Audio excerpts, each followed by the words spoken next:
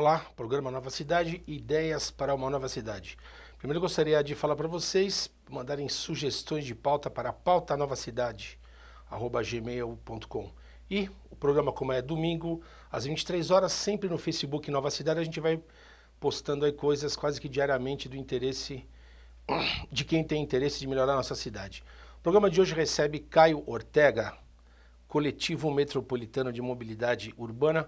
Convido vocês também a frequentarem o Facebook do Comum, é COMMU, que tem muita coisa lá, inclusive o Caio é um especialista que vai vir falar para a gente aqui sobre todo as ideias dele sobre como melhorar a cidade e principalmente na questão dos modais de transporte. Caio, como que surgiu o Comum, para começar? Na verdade, as ideias não são só minhas, né? As ideias são do coletivo. Então, nós somos um grupo. A gente hoje tem mais ou menos umas 15 pessoas. Então, integram o nosso coletivo um pessoal que já atua no Twitter, mandando informação sobre linhas. Tem um pessoal que não tem essa relação com o Twitter, mas tem um relacionamento com o metrô, com a CPTM, com a SPTrans. E quem tem interesse faz um curso afim, tem interesse seja pela área de sociais, de arquitetura. Então a gente tem um grupo bastante diverso que está decidindo a mudar a cidade e o transporte público com propostas. Ok. Caio, eu vou fazer sempre aquilo que eu sempre faço, começar com uma pergunta que eu te mandei. O transporte coletivo é caro em São Paulo? É caro? Olha, o transporte coletivo em São Paulo, dependendo do tipo de usuário, pode ser caro. Se você, por exemplo, pega um profissional autônomo, dependendo da renda dele, ele pode achar o transporte muito caro.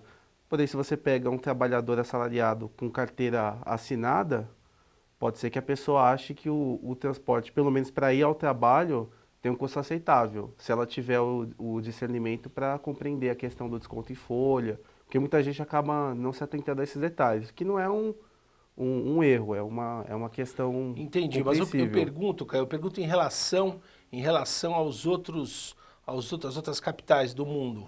Então, O custo do transporte de São Paulo, ele é caro, ele é acima da média, digamos assim? então, não é bem por aí, porque assim, o mundo, os países desenvolvidos, principalmente na Europa, subsidiam muito pesadamente o transporte coletivo, muito pesadamente mesmo, mais do que nós subsidiamos.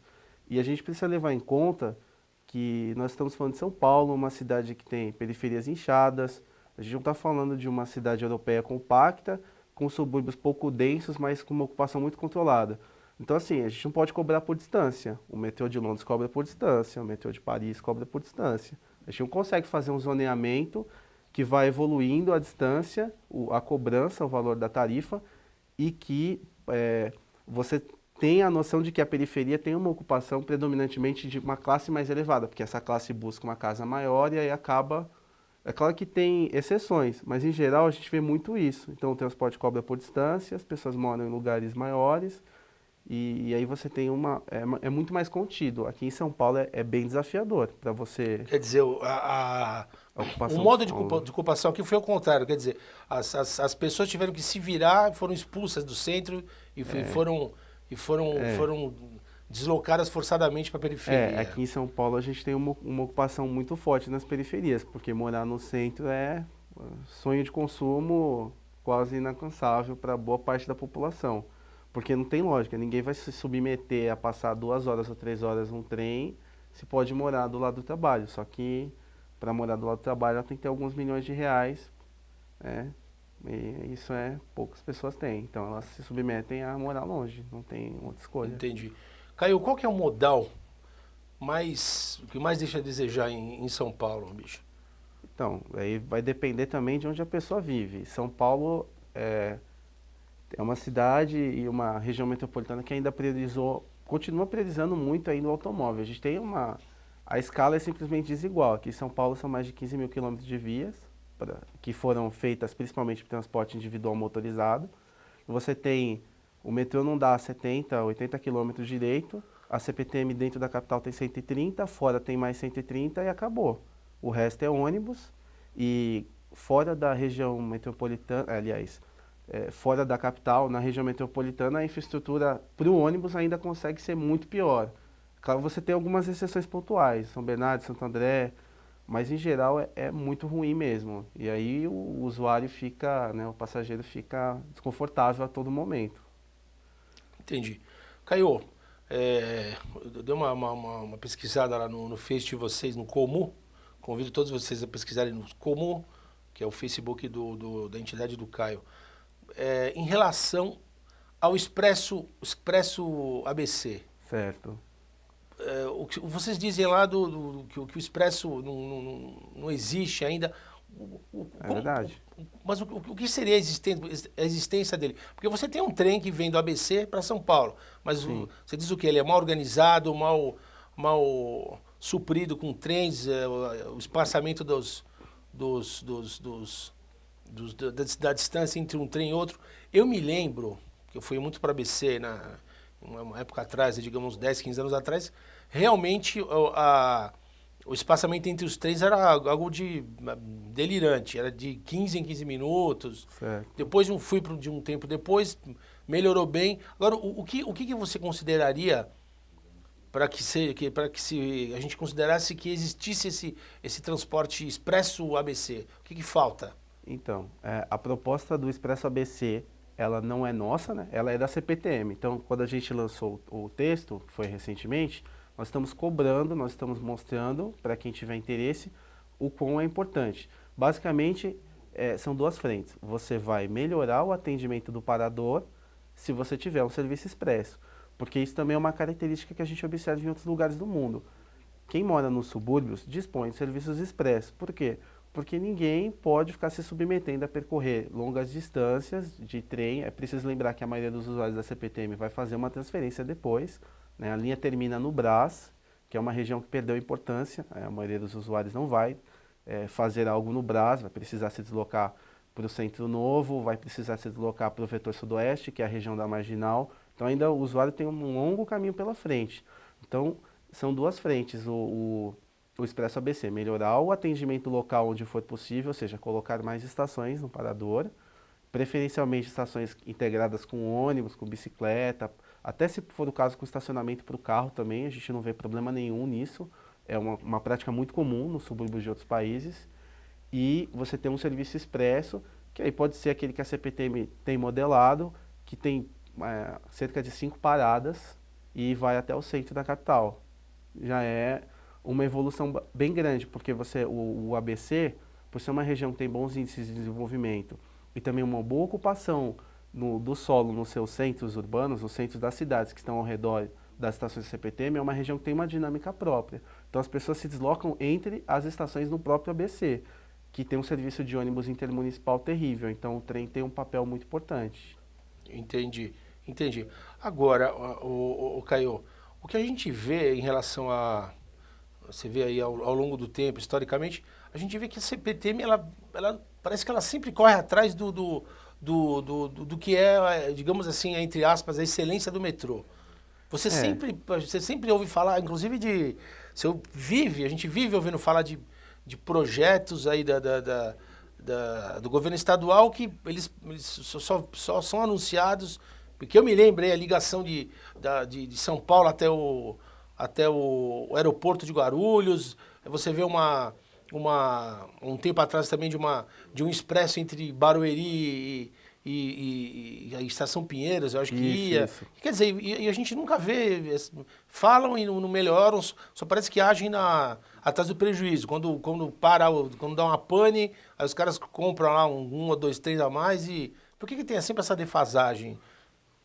Primeiro a gente precisa levar em conta que tem uma cultura que valoriza muito a marca do metrô. A instituição metrô tem uma marca muito forte. A CPTM tem alguns aspectos em que ela é equiparável ou ela até supera, mas em geral você ainda tem uma cultura que deprecia bastante a CPTM, o que é compreensível, porque realmente você tem uma disparidade grande em muitos lugares da malha.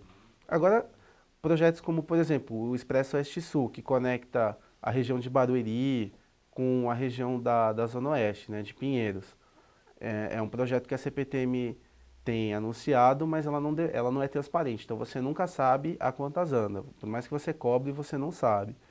É, o, outros expressos, como é o caso do ABC, ou a ligação expressa para Jundiaí também, que ela agora colocou está aguardando uma manifestação da iniciativa privada, né? Quer dizer, se o ente privado não se interessar, o que a CPTM vai fazer? Ela vai assumir a ligação ou ela vai engavetar? Agora a ligação para Guarulhos, que é quase um vapor, né? De tanto tempo que ela foi prometida, ela está saindo do papel. Só que ela é uma ligação extremamente tacanha. A gente chegou a fazer uma crítica também. Ela vai parar no Terminal 4, que é o terminal menos utilizado do aeroporto, né? Quem utiliza o Cumbica sabe que o 1 e o 2 têm um papel mais de maior peso nos voos. E é um serviço que vai terminar em Engenheiro Goulart, no primeiro momento. Ou seja, vai terminar na periferia da Zona Leste. Então, ela tem um projeto de expansão? Tem. Mas com o histórico da CPTM, que parece que sempre fica em segundo plano, talvez até por uma questão política mesmo, dela estar abaixo do metrô para o governo do estado, nós não sabemos quando é que ela vai realmente colocar isso. Agora, Caio, a gente falando especificamente na ligação de São Paulo com o terminal aéreo de Cumbica, a linha férrea, ela já chega até lá, ou chega bem perto, não é isso? Isso que a gente fica achando estranho, porque qual é o ponto de onde a linha da CPTM para ali, quanto que eles vão ter que fazer até chegar até o aeroporto? Não é tanto assim. Então, a linha 13 é uma linha bem curta, ela tem cerca de 11 quilômetros. A CPTM passa próximo das vias de acesso ao aeroporto. Se você considerar a rodovia, passa. Quem vai para o aeroporto, até de ônibus, saindo do Tatuapé, pegando ali a Marginal, vai observar, vai conseguir ver ao longe os trilhos da CPTM. Só que não dá capilaridade para chegar no aeroporto. Então, o que a linha 13 JAD da CPTM faz? É uma ligação que vai sair da estação Engenheiro Goulart, ela vai passar em elevado pelo campus da USP Leste, vai utilizar os espaços livres que você tem ali na área que tem a rodovia, para daí chegar no terminal. Então, assim, é uma linha de baixo custo, porque é uma linha em elevado, e que já vai aproveitar áreas vazias. Não, tudo bem. E principalmente não é uma grande distância, deve ser o quê? Não. 3, 4 quilômetros ali, sei lá? 11 quilômetros a linha tem até o aeroporto, de Goulart. De Goulart até o aeroporto, Isso. 11 quilômetros. E Engenheiro Goulart, para quem não sabe, é uma estação que fica na região de Cangaíba. Então fica perto de Hermelino Matarazzo. Para explicar, para quem pega o caminho ali da Dutra indo para Ayrton Senna, é à direita ali onde fica o Parque Ecológico do Tietê. É isso mesmo. Exatamente isso mesmo. Tanto que vai finalmente teremos uma ligação entre a CPTM e o parque, porque hoje quem quer acessar o parque precisa passar por baixo da linha, e aí é não é um acesso confortável, para colocar, sendo otimista. Entendi, mas é uma coisa que é brincadeira, porque é uma coisa que não deve ser de tão alto custo assim, e fica a coisa engasgada para aí que... cerca de 2 bilhões. Entendi. Para uma linha esse papel... Com esse papel, então, exatamente. Assim, a gente gastou 2 bilhões para fazer as novas obras, as novas pistas da Marginal Tietê, que congestionaram em pouco tempo. Congestionaram que já estava congestionado. Porque você induz demanda, né? Quando você investe em infraestrutura para o automóvel, numa região que já tem infraestrutura abundante, quer dizer, ela já tinha uma dezena de pistas. Aí você coloca mais 6 de cada lado, mais 6, não faz sentido. Não adiantou, foi o dinheiro jogado fora. Em 2 meses estava congestionado tudo de novo. Sim, em 3 anos... foi totalmente anulado aquele investimento, o que poderia até ter dado, de repente, lugar até um trem na Marginal. Claro. Seria uma alternativa expressa. Não, é uma coisa de muito mais utilidade para todo mundo, né? Não precisa nem falar isso. Sim, na época as pesquisas já indicavam que o paulistano queria investimento em transporte público. Ele não queria que fosse feita uma obra ali, porque já sabia que em pouco tempo ia congestionar, porque você vê a via livre... E não é só você que vê, todo mundo vê. E amanhã você já ocupou aquilo. Né? Entendi. Então não tem valor. Ainda mais agora que todo mundo que o transporte aéreo ficou acessível para muita gente. Né? Todo mundo sabe o sufoco que é você pegar um voo para sair para Guarulhos, cara. Que, pô, Para quem não mora na Zona Leste é desafiador. Não, no sufoco, é uma malícia total. Bom, gente, a gente está conversando com o Caio do Comum, Coletivo Metropolitano de Mobilidade Urbana. Isso mesmo. E convido vocês a acessarem o Face deles, Comum, que você vai ver o quanto eles são especialistas aí na área que eles militam. Caio, a gente estava falando sobre CPTM. O que é a CPTM hoje? O que ela atende? O que é a rede da CPTM? Ela vai até onde? Quantos quilômetros são? Certo. Bom, a CPTM ela funciona como uma coxa de retalhos, né? Você teve, sob um guarda-chuva só, que é esse estatal do governo do estado de São Paulo, a união de vários serviços que eram antigamente chamados de trens urbanos, né? Então você pegou as linhas que eram da CBTU, que era uma estatal federal, e as linhas que eram da FEPASA, que era do governo do estado de São Paulo, e colocaram sob uma única estatal. A CPTM tem 260 quilômetros, com 92 estações, e ela atende 22 municípios, se a gente considerar a capital. É um sistema bastante heterogêneo, você tem estações do século XIX convivendo com outras que foram construídas há poucos anos.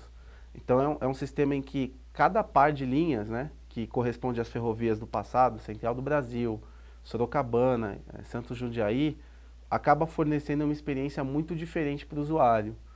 Quando você utilizar uma linha 12, que era da Central do Brasil, e utilizar uma linha 7 Rubi, que era da Santos Jundiaí, são experiências totalmente diferentes. Até nas regiões, a forma que o atendimento é feito, a região não é igual, né? A linha 7 tem um atendimento com uma ocupação muito mais esparsa conforme você vai chegando na cidade de Francisco Morato e Franco da Rocha, que aí tem uma ocupação mais forte. Na linha 12, não, o atendimento na Zona Leste você percebe que ela tem uma ocupação muito mais uniforme e muito mais pesada, né? Quer dizer, a região é mais populosa. Ô, Caio, o que foi feito? Porque eu lembro que antes a gente podia ir para o interior de São Paulo de trem. É verdade. Não é isso? A gente até, pô, tinha aquele trem que ia para o Pantanal, ia para Verdade. Bolívia lá, e pegava até Sim. Araçatuba. O que foi feito dessas linhas? Foi feito, no governo do Fernando Henrique Cardoso, foi feito o processo de extinção e inventariança da rede ferroviária federal, que nesse processo o governo do estado de São Paulo decidiu se desfazer da FEPASA também, porque estava endividado.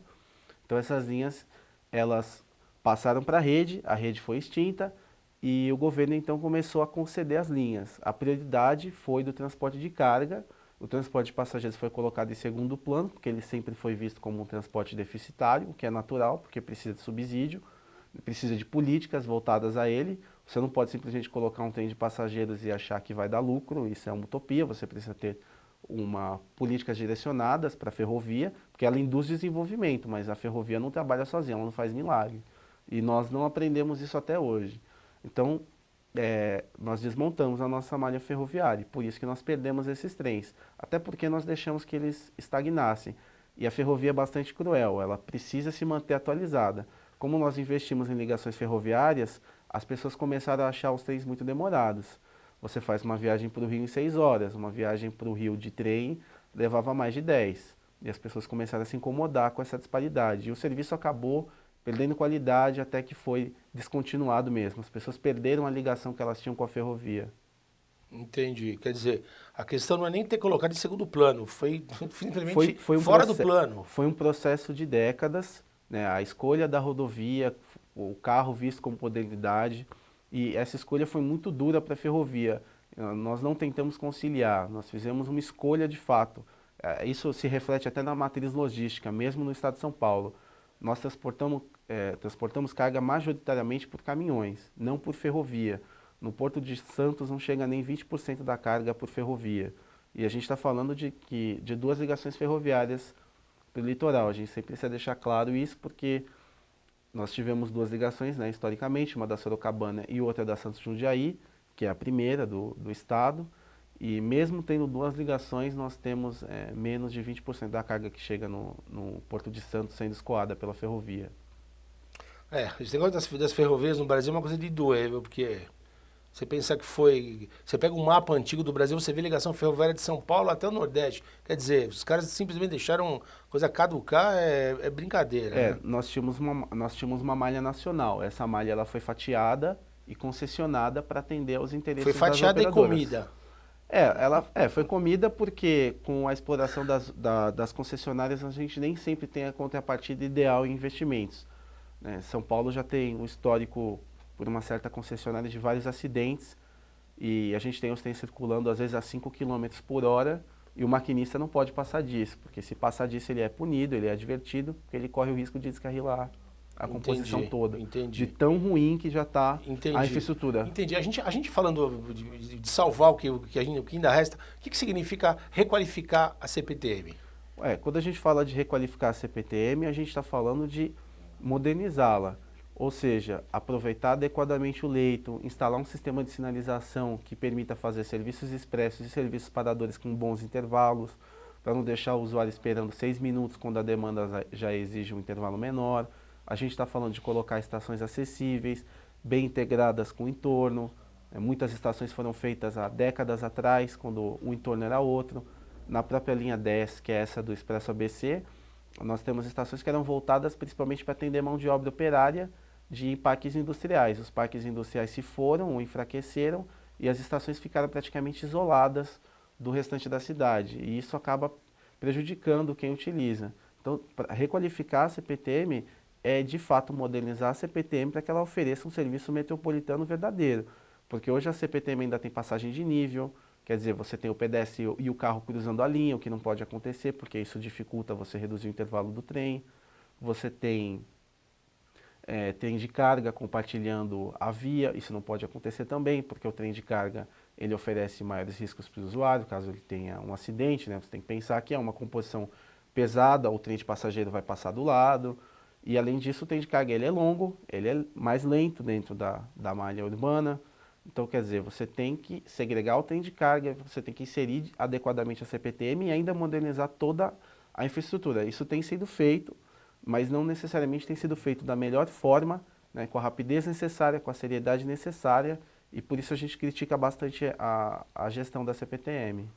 Eu quero te fazer uma pergunta de observador. Você pegando a linha vermelha... Sim. Você pega a linha vermelha, que no horário de pico você tem que tomar um cafezinho para esperar a lotação passar ali. É engano meu ou corre uma linha paralela da CPTM à linha vermelha da Manaus? Até quase chegar ali no Brás, que ela vai para outro, desvia ali, vai para outro lugar. Tem uma linha paralela ali, Vila Matilde tem. Tem. E por que os caras não usam aquilo para desafogar, bicho? Não, a linha paralela ela é utilizada, a gente está falando da linha 11 Coral. Na realidade, assim, a linha 3 vermelha, ela nasceu para melhorar o atendimento que era daquela linha que está paralela. Entendi. Então você tinha um serviço de subúrbio da Central do Brasil, que estava com a Rede Ferroviária Federal. Aquele serviço era praticamente sub-humano e na época a gente tinha a implantação do metrô nos seus primórdios, com a linha 1 azul surgindo e o paulistano estava tomando gosto, né? Quem tinha acesso ao metrô. Então o metrô, para reduzir os custos do projeto original da linha 3 e fazer um atendimento mais suburbano, aproveitou o leito, quer dizer, você tinha muito espaço livre ali do lado, eles brigaram com a rede ferroviária, conseguiram, junto à União na época, o leito e implantaram um serviço de metrô. A rede ferroviária não fez os investimentos necessários e sobrou para a CPTM. Em 2000, a CPTM terminou de fazer a primeira etapa do Expresso Leste e conseguiu fazer um serviço que ligava a região de Guaianazes até o Brás de uma maneira expressa. Mas ainda hoje você tem problemas na infraestrutura desse serviço, né? Tanto a Estação Brás, que foi subdimensionada, como a Estação Luz, que é essa outra, depois que ele desvia, ele vai para a Luz. Entendi. E a gente tem um projeto de expansão para Barra Funda com a CPTM que você questiona e ela sempre fala que está adequando, que aí você poderia dizer que tem um serviço expresso entre Itaquera e Barra Funda de fato, porque hoje não acontece isso, né?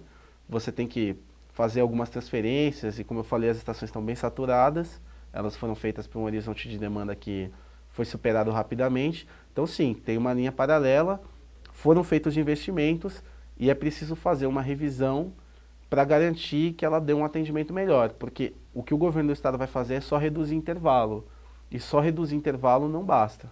Tá legal. Bom, Caio, agradeço a sua presença, o assunto é muito longo, né? A importância que ele tem, a gente tem que marcar outras conversas aí, para acompanhar como é que vai o andamento dessa novela aí de modernização do transporte ferroviário sobre trilhos. Tá legal? Bom, conversamos com Caio Ortega, do Coletivo Metropolitano de Mobilidade Urbana. Caio, obrigado. Palavras finais? Muito obrigado. Bom, como um recado final, eu deixo sempre a recomendação para que todos se interessem pelo transporte público, corram atrás, não necessariamente dependendo de nós, do comum, mas de qualquer outras fontes, é preciso ter interesse, porque hoje é muito fácil ser um gestor aqui na região metropolitana. Tem que cobrar e tem que lutar por uma cidade em que você tenha investimento para o transporte público feito na medida certa para que ele tenha a prioridade necessária, senão a gente não vai conseguir avançar. Ok. Bom, o Caio falou pra gente correr atrás, mas não é pra correr atrás do ônibus, é exigir que ele melhore, viu, gente? Exatamente. Tá legal? Então é isso aí. Bom, Nova Cidade volta semana que vem.